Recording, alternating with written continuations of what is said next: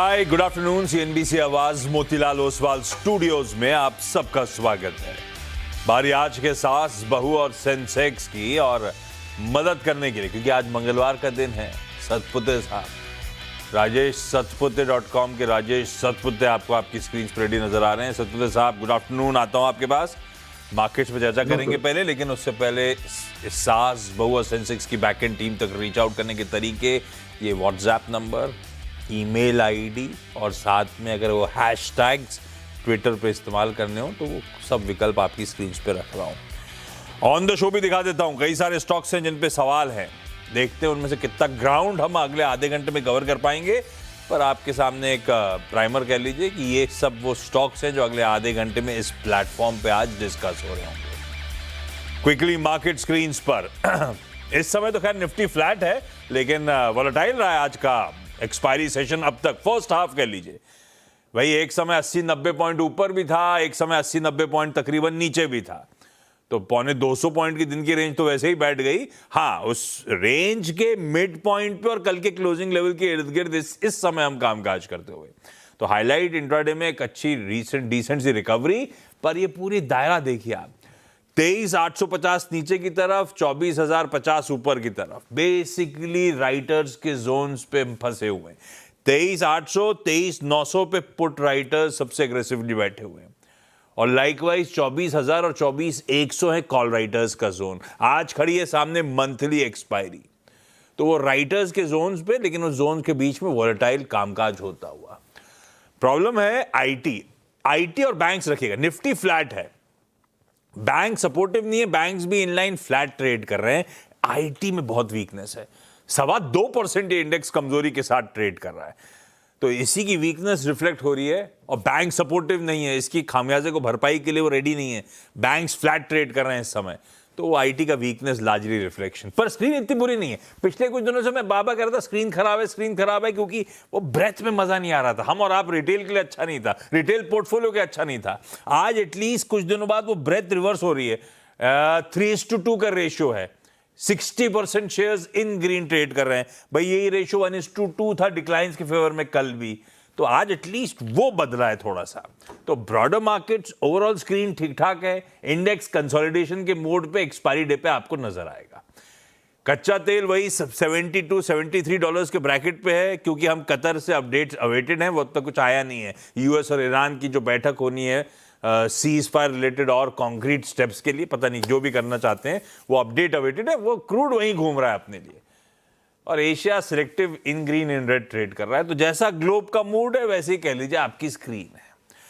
पर ऐसे में अप्रोच रखना क्या है?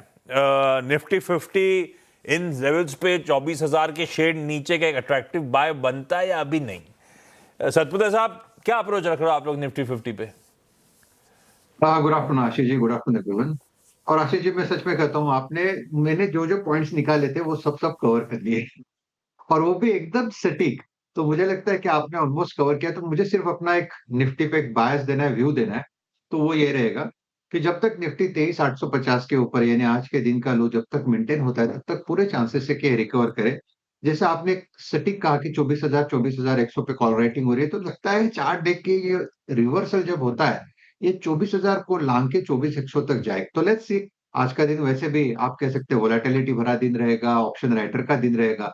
तो एट दिस लेवल अगर आप देखें तो जो ब्रेथ है वो पॉजिटिव ही है। तो बायस पॉजिटिव रखे, लॉन्ग साइड का ट्रेड बनेगा, क्योंकि मुझे लगता है एक रिवर्सल है। बायस पॉजिटिव, एक रिवर्सल का प्ले बैठता है, खरीदारी करने का मूड बनाया जा सकता है भारतीय बाजारों में। अच्छी खबर।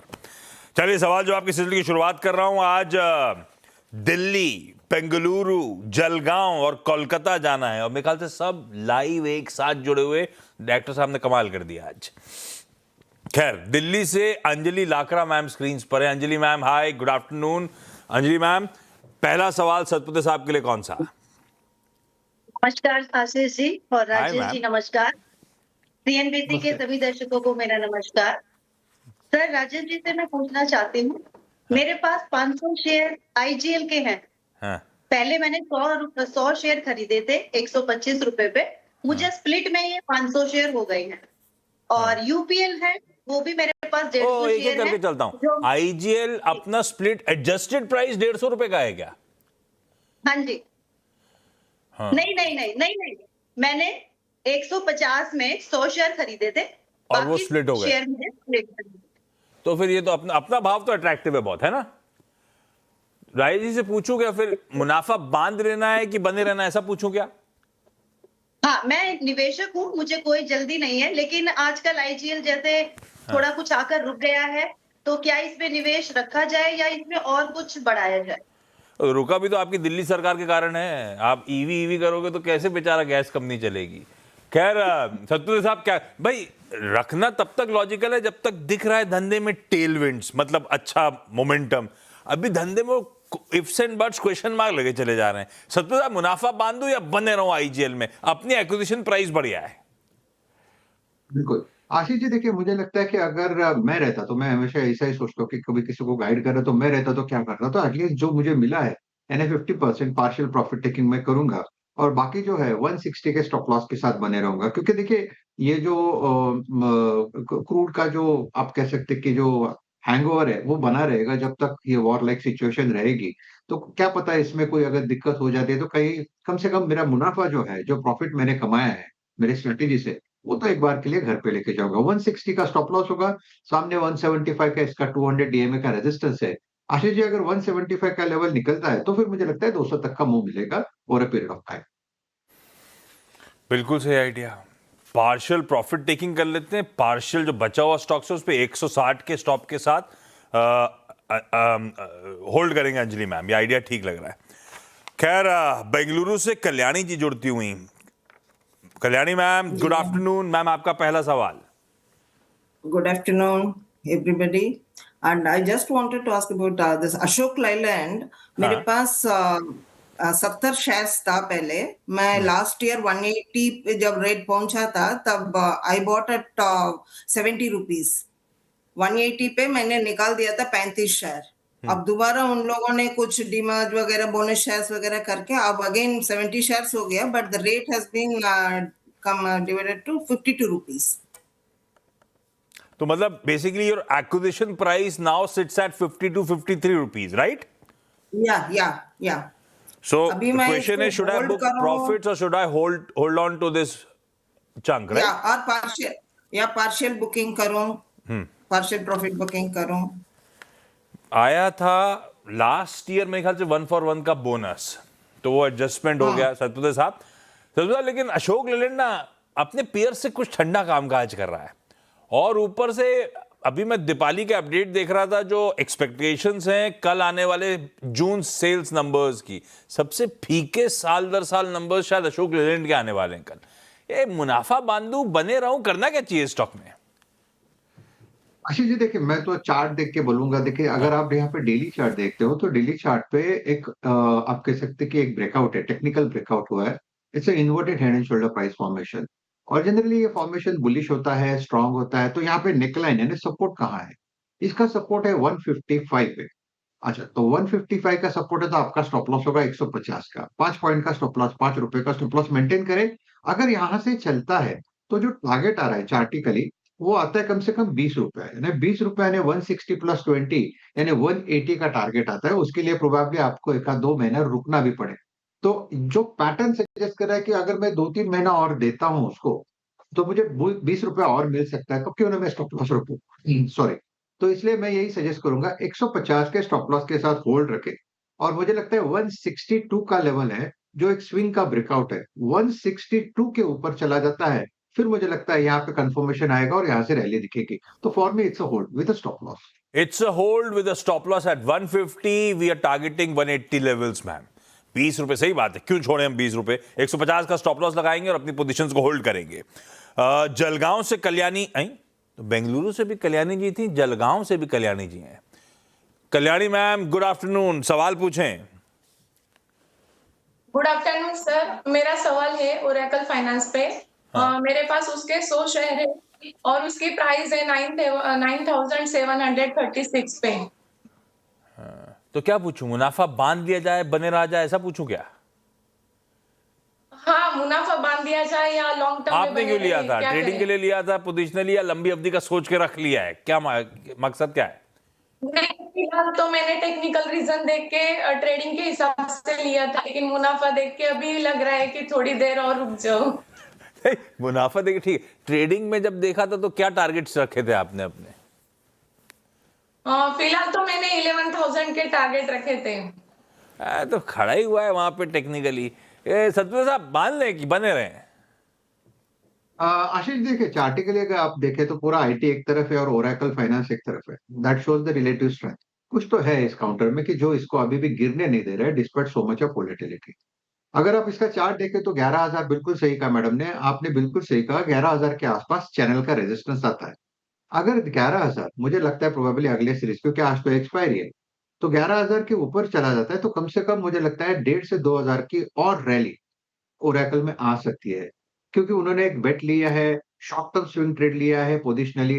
तो अगर आप स्टॉप लॉस रखें 10,000 के आसपास तो एक बेहतर स्ट्रेटेजी होगी। तो 10,000 के स्टॉप लॉस के साथ बने रहे। 11,000 11,200 इस लेवल को थोड़ा कीनली ऑब्जर्व करें। अगर अटके तो फिर निकल जाइए, लेकिन अगर उसको ब्रेकआउट देता है, ये काउंटर जब ब्रेकआउट देता है तो बहुत तेजी से आगे बढ़ता है। तो 10,000 सॉरी 11,200 के ऊपर ब्रेकआउट मिलता है, कम से कम 1.5 से 2,000 की रैली मिलेगी। तो I think you can hold. सही चार्ट्स पड़े थे, बढ़िया कमाई हो रही है और आपके टारगेट्स आएंगे और उसके बियॉन्ड भी जाने का दमखम रखता है, जैसा सतपाल साहब कह रहे हैं। भाई कोलकाता से सरिता मैम भी हैं। सरिता मैम गुड आफ्टरनून। सरिता मैम पहला सवाल। Good afternoon sir. Hi ma'am. Good afternoon sir. मेरा सवाल है हिंदुस्तान कॉपर के ऊपर। हाँ मैंने हिंदुस्तान कॉपर के ऊपर मेरा सवाल है। आप सुन पा रहे हैं? आवाज आ रही है? बिल्कुल, आप पूछो। हाँ हाँ जी। मैंने तो पहला क्वांटिटी 33 क्वांटिटी लिया था ऑन 29 दिसंबर। हाँ। उसका रेट जो था वो मैं बता रही हूँ 509 एवरेज प्राइस था। देन 50 क्वांटिटी मैंने 29 जनवरी को लिया था 758 पे।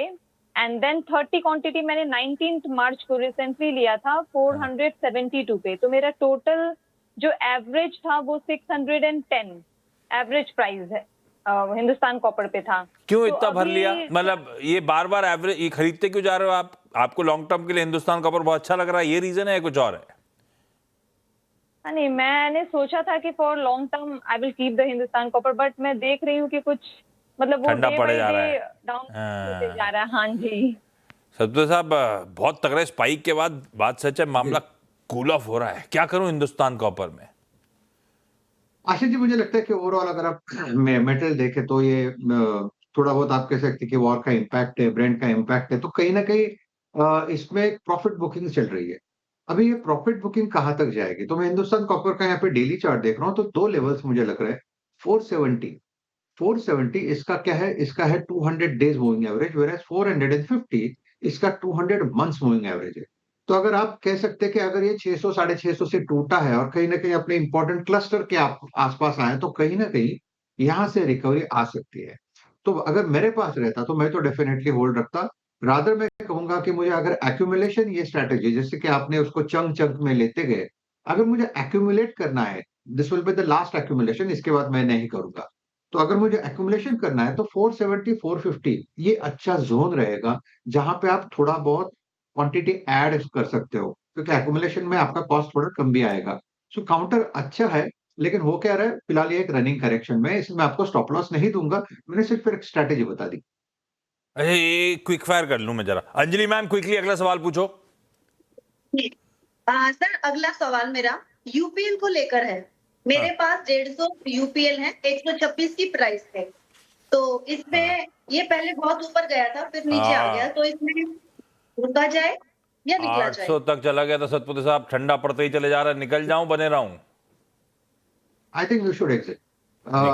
देखिए यूपीएल क्यों एग्जिट करना है, क्योंकि यूपीएल अगर आप देखो तो 600 650 पे इसका एक बड़ा रेजिस्टेंस है और हमने देखा था उस लेवल के बाद पुल बैक के बाद ये फिर से नीचे आ रहा है। अभी इसका जो सपोर्ट बनता है वो है 566 का, आज जो इसने आज टेस्ट किया तो 560 पकड़े तो दिमाग में रह जाता है। तो 560 का लेवल अगर टूटता है तो 550 ठीक तक का है। फॉल आ सकता है। तो one should be little careful. Bengaluru वाली कल्याणी मैम क्विकली सवाल पूछें। या कोल इंडिया मेरे पास 40 शेयर्स है, 162 में मैंने लिया था। वो बीच में तो 500 से ज्यादा भी गया, तब तो मैंने बुक नहीं किया प्रॉफिट। वेदर अभी आई क्या शुड बुक करूं? नाउ? 162 की प्राइस है। सतपति साहब क्या करें? बुक करने या नहीं करें? आशीष जी होल्ड रखे कोल इंडिया, फिलहाल ये अपने सपोर्ट पे है, 430 का सपोर्ट है, 420 के आसपास स्टॉप लॉस होगा। अगर यहाँ से फिर से ये ताकत दिखाए तो 460 480 का रेंज मिलेगा, जहां पे एग्जिट ले लीजिए। जलगांव वाली कल्याणी मैम, अगला सवाल।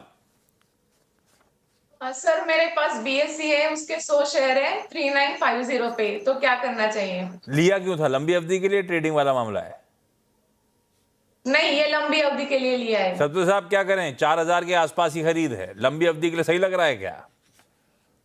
देखिए लंबी अवधि के लिए, लेकिन आपको एंट्री पॉइंट भी तो देखना पड़ेगा। एंट्री आई थिंक गलत है। 3800 के नीचे स्टॉप लॉस रखे, अगर ये 4000 के ऊपर चला जाता है तो ये फिर से स्ट्रेंथ दिखाएगा। थोड़ा सा कॉशियस रहे क्योंकि एंट्री थोड़ी गड़बड़ है। 3800 का स्टॉप लॉस लगाना पड़ेगा हमको मैम। सरिता मैम, अगला सवाल। जी मेरा सवाल है टाटा केमिकल के ऊपर। 78 शेयर 751 की खरीद। सतपति साहब क्या करें? 26 रुपए का नुकसान हो रहा है।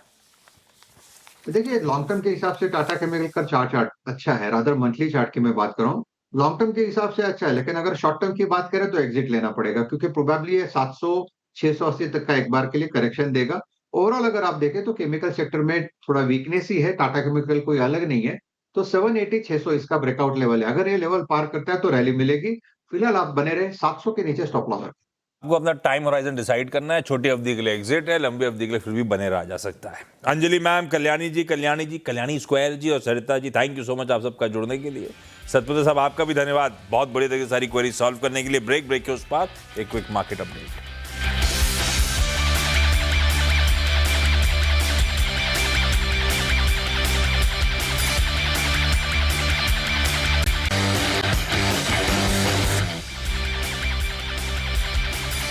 ब्रेक के बाद आप सबका स्वागत है। मैं जुड़ा हूं इसीलिए कि बता दूं, अगली मुलाकात जब 127 पे हो रही होगी तो आज एक और इंटरेस्टिंग कंपनी जीएमआर एयरपोर्ट्स, मेरे ख्याल से आज इस स्टॉक ने अपने 52 हफ्तों के हाईज, अपने लिस्टिंग हिस्ट्री के हाईएस्ट लेवल छुए हैं, बढ़िया खबरों के बैकड्रॉप में। तो इसी कंपनी की टॉप मैनेजमेंट से आज चर्चा करेंगे, खास तौर पे नागपुर एयरपोर्ट रिलेटेड डेवलपमेंट्स और बाकी आगे के आउटलुक पर। जुड़िएगा।